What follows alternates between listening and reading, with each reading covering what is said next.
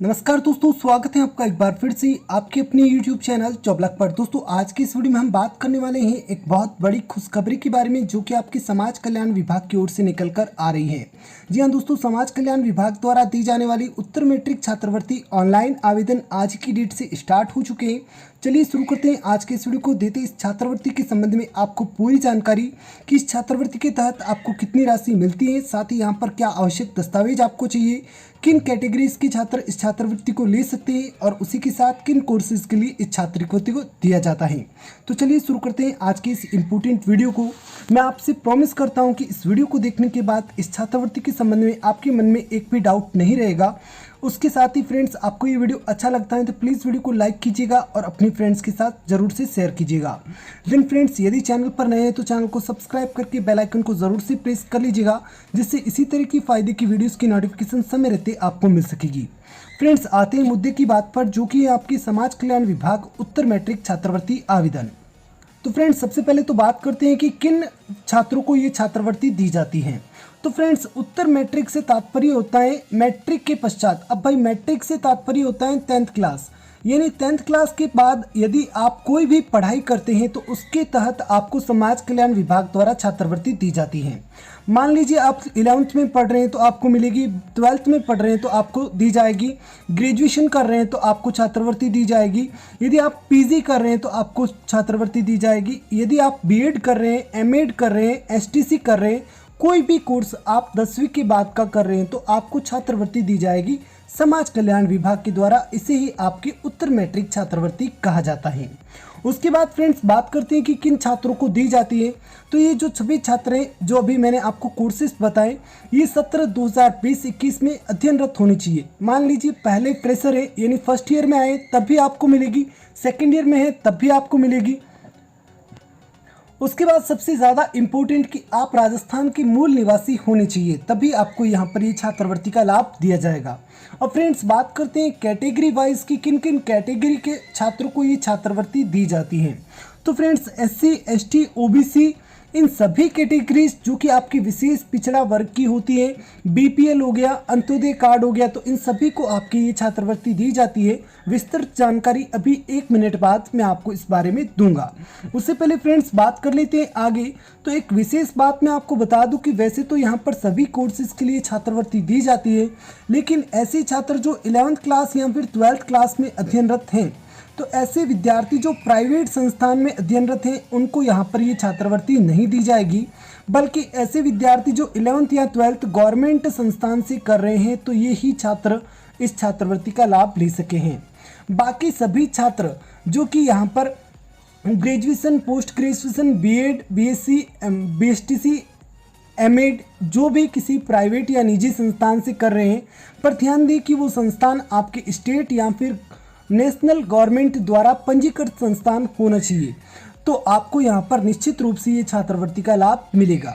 इस छात्रवृत्ति के लिए आप आवेदन कर सकते हैं। इसकी ऑफिशियल वेबसाइट www.sjm.news.rajasthan.gov.in/scholarship है, लेकिन इसकी चिंता आपको नहीं करनी है, क्योंकि बहुत ही जल्द यानी कुछ ही समय पश्चात आपको इसी चैनल पर वीडियो उपलब्ध हो जाएगा, step by step without mistake आपको इस छात्रवृत्ति का फॉर्म कैसे भरना है। देन फ्रेंड्स, बात करते हैं आगे।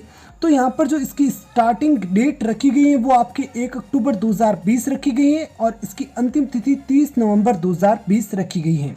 देन फ्रेंड्स, बात करते हैं कि सर इस बारे में तो हमारा अभी तो फीस ही नहीं भरा गया है, तो 30 नवंबर तक नहीं भरा जाएगा, फिर कैसे करेंगे आवेदन।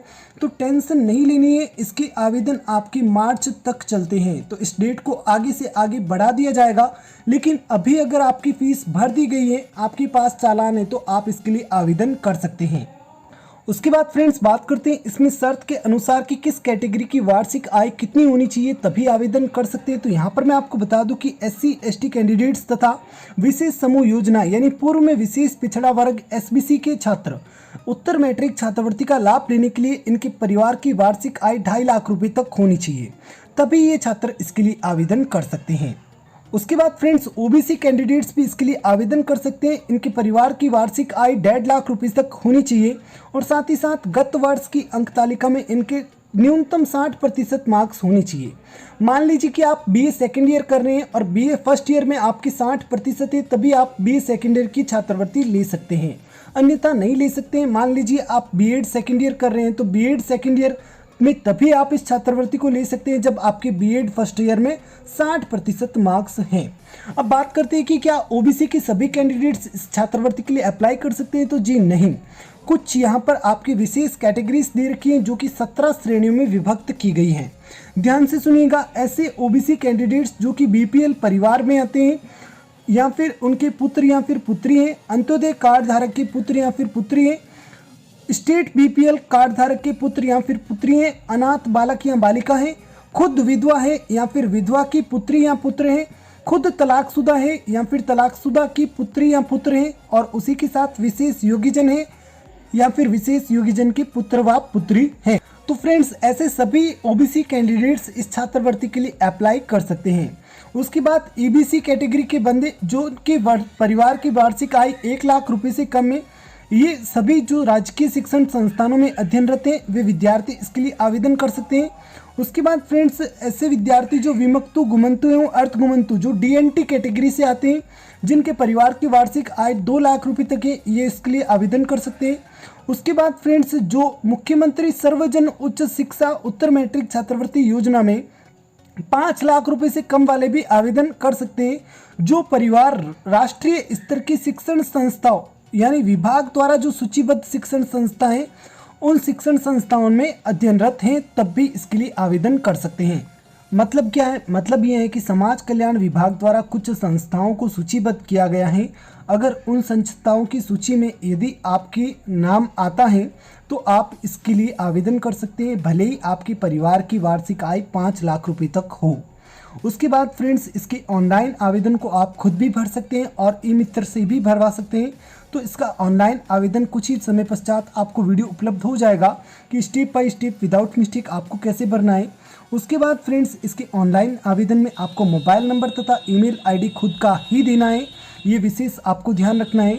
उसके बाद फ्रेंड्स, एससी तथा एसटी कैंडिडेट्स, साथ ही एसजीएस कैंडिडेट्स, इन सभी के यहाँ पर मुख्य रूप से आवश्यक दस्तावेज क्या क्या रहते हैं, तो फ्रेंड्स, इनको यहाँ पर आय का घोषणा पत्र देना होगा जो कि आपके विभाग द्वारा निर्धारित प्रपत्र के अनुसार होना चाहिए, यानी परफॉर्मा के अनुसार होना चाहिए।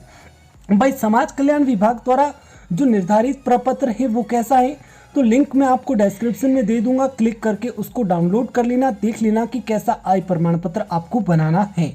उसके बाद फ्रेंड्स, आपके पास यहाँ पर मूल निवास होना चाहिए, और यदि आप विवाहित महिला हैं तो इस स्थिति में आपका यहाँ पर विवाह प्रमाण पत्र भी आपको देना होगा। उसके बाद फ्रेंड्स, आप यदि अनाथ हैं तो आपको यहाँ पर अनाथ होने की स्थिति में आपको यहाँ पर अपनी माता या पिता जो भी आपके यहाँ पर हैं उनकी मृत्यु का प्रमाण पत्र आपको देना होगा। और उसी के साथ यदि आप स्वयं या फिर विधवा के पुत्र या पुत्री हैं तो स्थिति में भी आपको मृत्यु प्रमाण पत्र देना होगा। यदि आप तलाकशुदा महिला की स्थिति में हैं तो आपको तलाक से संबंधित दस्तावेज, गत अंतिम परीक्षा की अंक तालिका, फीस की मूल रसीद देनी होगी। तो फ्रेंड्स, ये कुछ दस्तावेज हैं, बाकी डिटेल से हम आगे की वीडियोस में चर्चा करते रहेंगे। उसके बाद फ्रेंड्स, बात करते हैं ओबीसी उत्तर मैट्रिक छात्रवृत्ति योजना हेतु छात्रवृत्ति करने वाले छात्रों के लिए आवश्यक दस्तावेज के बारे में। तो फ्रेंड्स, सबसे पहले तो इसका जो ओबीसी यानी जाति प्रमाण पत्र सक्षम अधिकारी द्वारा जारी किया जाना चाहिए, वही आपका यहाँ पर मान्य होगा। उसके बाद बीपीएल, अंत्योदय, स्टेट बीपीएल का डाटा भामाशाह से लिया जाएगा, यानी आपका यहाँ पर भामाशाह कार्ड होना ज़रूरी है। अभी आपको पता है भामाशाह की जगह जन आधार कार्ड चल रहा है, तो जन आधार कार्ड है तब भी चलेगा और भामाशाह है तब भी चलेगा। इससे अच्छा आप अपने भामाशाह को जन आधार में अपडेट करवा लें। उसके बाद फ्रेंड्स, वर्ष 2020-21 हेतु आय का घोषणा पत्र आपको यहाँ पर देना होगा, और उसी के साथ मूल निवास प्रमाण पत्र, विवाहित महिला होने की स्थिति में विवाह प्रमाण पत्र, अनाथ बालक बालिका होने की स्थिति में माता पिता का मृत्यु प्रमाण पत्र, और विधवा स्वयं या फिर विधवा के पुत्र पुत्री होने की स्थिति में आपको यहाँ पर पति या पिता की मृत्यु का प्रमाण पत्र, और साथ ही तलाकशुदा होने की स्थिति में या फिर तलाकशुदा महिला की पुत्र या पुत्र होने की स्थिति में आपको तलाक होने के दस्तावेज को अपलोड करना होगा। और उसी के साथ फ्रेंड्स, अंत में यहाँ पर आपके विशेष योग्यजन को जारी किया जाने वाला प्रमाण पत्र आपको अपलोड करना होगा यदि आप विशेष योग्यजन कैटेगरी में आते हैं या फिर विशेष योग्यजन के पुत्र या पुत्री हैं। उसके बाद फ्रेंड्स सबसे इम्पोर्टेंट है कि आय का घोषणा पत्र कैसा होना चाहिए। तो इसका PDF का प्रारूप आपको डिस्क्रिप्शन में मिल जाएगा, लिंक पर क्लिक करके आप डाउनलोड कर लीजिएगा। लेकिन आपको ध्यान रखना है कि पिता जीवित होने की स्थिति में पिता का आय प्रमाण पत्र, पिता की मृत्यु होने की स्थिति में माता द्वारा इस आय प्रमाण पत्र, और उसके बाद फ्रेंड्स माता पिता दोनों की मृत्यु होने की स्थिति में संरक्षक द्वारा माता पिता एवं संरक्षक तीनों ही नहीं होने की स्थिति में स्वयं द्वारा स्वयं का आय प्रमाण पत्र की घोषणा, और साथ ही विवाहित महिला होने की स्थिति में पति द्वारा आय प्रमाण पत्र की घोषणा की जाएगी। तो अभी मैंने जिनका भी यहाँ पर कहा है कि पिता जीवित होने की स्थिति में पिता द्वारा यानी पिता का आय प्रमाण पत्र लगाना होगा। पिताजी नहीं है तो माता का लगाएं, माता पिता दोनों ही नहीं है तो संरक्षक का लगाएं, संरक्षक भी नहीं है तो खुद का यहाँ पर आय प्रमाण पत्र बनेगा। और ऐसी स्थिति है कि भाई आप विवाहित है तो आपके पति का आय प्रमाण पत्र यहाँ पर बनेगा। उसके बाद फ्रेंड्स माता पिता नियोजित होने की स्थिति में नियोक्ता द्वारा जारी 1 पृष्ठीय मूल आय प्रमाण पत्र स्कैन कर पोर्टल पर यथास्थान आपको अपलोड करना होगा। अंत में फ्रेंड्स बात करते हैं आगे। तो आपका यहाँ पर जो भी नाम, जाति, लिंग, आयु, पिता का नाम, माता का नाम, धर्म, बैंक खाता संख्या, मोबाइल नंबर, ये सभी जो इन्फॉर्मेशन इस फॉर्म के तहत भरी जाएगी वो आपकी जन आधार कार्ड्स के संबंध में भरी जाएगी। यानी आपके भामाशाह कार्ड या फिर कह लो जन आधार कार्ड में जो भी आपका डाटा है उसी से आपका यहाँ पर इस फॉर्म में डाटा लिया जाएगा। यदि कोई डाटा उसमें आपकी गलत है तो फॉर्म भरने से पहले आप उस डाटा को संशोधित जरूर कर लें, अन्यथा यहाँ पर आपका पैसा अटक सकता है। बाकी टेंशन मत लेना, इस चैनल से जुड़े रहना, पैसा आपका 100% 101 यानी 101% आकर रहेगा। और नहीं आता है तो मैं आपसे पूछता हूँ, मेरी गारंटी है। उसके बाद मेरी गारंटी है यदि आप कैटेगरी में आते हैं तो आपका पैसा 100% आएगा। कई बंदों का यहाँ पर अटका हुआ पैसा मैंने यहाँ पर लाकर दिखाया है। तो फ्रेंड्स ध्यान रखना है कि आपके जन आधार कार्ड की इन्फॉर्मेशन सबसे सही होनी चाहिए, सभी जगह सही होनी चाहिए। और उसके बाद जो आपका बैंक खाता है वो चालू होना चाहिए और उसका ही डिटेल आपके जन आधार में दिया जाना चाहिए। ध्यान रखना है, सबसे इम्पोर्टेंट है कि यदि आपके पास जन आधार ID नहीं है या फिर आधार कार्ड नहीं है तो इस स्थिति में आप इस छात्रवृत्ति का लाभ नहीं ले सकते। तो अभी भी समय है, जन आधार बना लीजिए और आधार बना लीजिए। यदि नहीं है, अगर है तो बहुत बढ़िया बात है। उसके बाद फ्रेंड्स यदि विद्यार्थी का स्वयं का खाता है तो विद्यार्थी स्वयं का खाता दे सकता है, और यदि नहीं है तो वे अपने परिवार का खाता भी दे सकता है।